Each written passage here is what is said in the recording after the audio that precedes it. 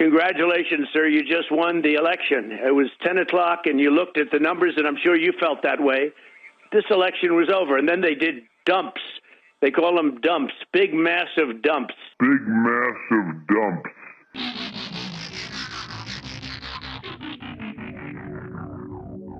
Hello and welcome to What the F*** Just Happened Today, your essential guide to the daily shock and awe in national politics. I'm Joe Amditis. Let's get to it.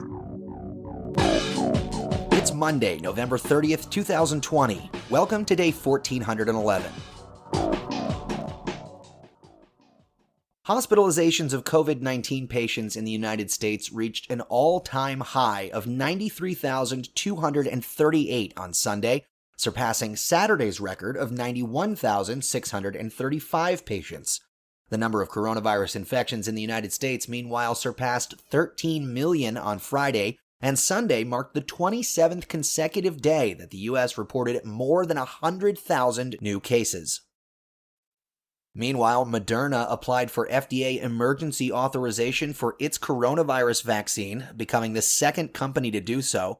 Moderna's vaccine was 94.1% effective in a 30,000-person clinical trial when it comes to preventing COVID-19, and 100% effective at preventing severe cases of the disease.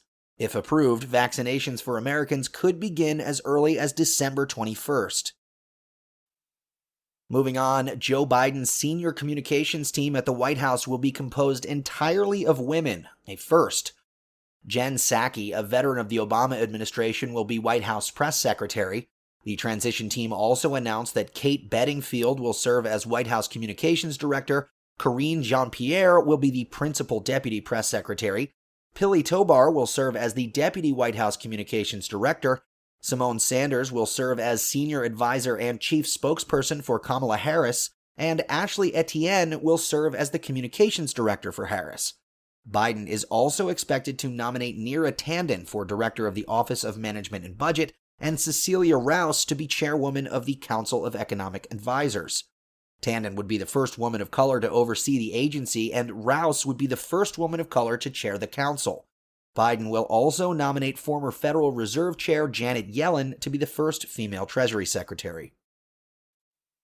Meanwhile, in Arizona, the state certified its election results, awarding the state's 11 electoral votes to Biden. The certification came as Rudy Giuliani appeared before some Republican Arizona lawmakers in an unofficial hearing, asking lawmakers to overturn the election results, citing baseless claims of widespread election fraud. Biden beat Trump in Arizona by more than 10,000 votes.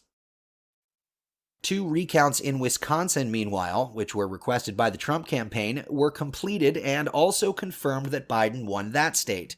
Trump's campaign paid $3 million to cover the cost of recounts in two counties, which resulted in Biden gaining an additional 87 total votes. Biden won Wisconsin by more than 20,000 votes total. In Pennsylvania, a federal appeals court unanimously rejected the Trump campaign's emergency appeal to challenge the state's election results, writing that the campaign's lawsuit lacked proof and that its allegations in Pennsylvania, quote, have no merit, end quote. In 5 hours of oral arguments last week, Rudy Giuliani argued that the 2020 presidential election had been marred by widespread fraud in Pennsylvania. Giuliani, however, failed to offer any tangible proof of that claim in court.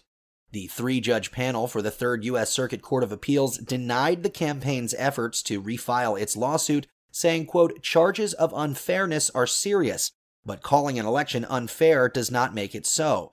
Charges require specific allegations and then proof. We have neither here. Voters, not lawyers, choose the president.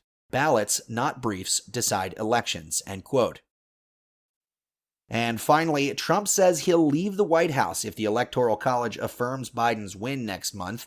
When asked whether he would acknowledge defeat, Trump said it would be a, quote, very hard thing to concede, end quote, even if the Electoral College confirms Biden's victory. Adding, quote, if they do, they've made a mistake. This election was a fraud, end quote. A day later, Trump reiterated his baseless claims of voter fraud, tweeting that Biden can, quote, only enter the White House as president if he can prove that his ridiculous 80 million votes were not fraudulently or illegally obtained, end quote. And in the polls, Gallup says since the election, Biden's favorability rating has risen by 6 points, up to 55%, while Trump's favorability rating has dropped by 3 points, down to 42%.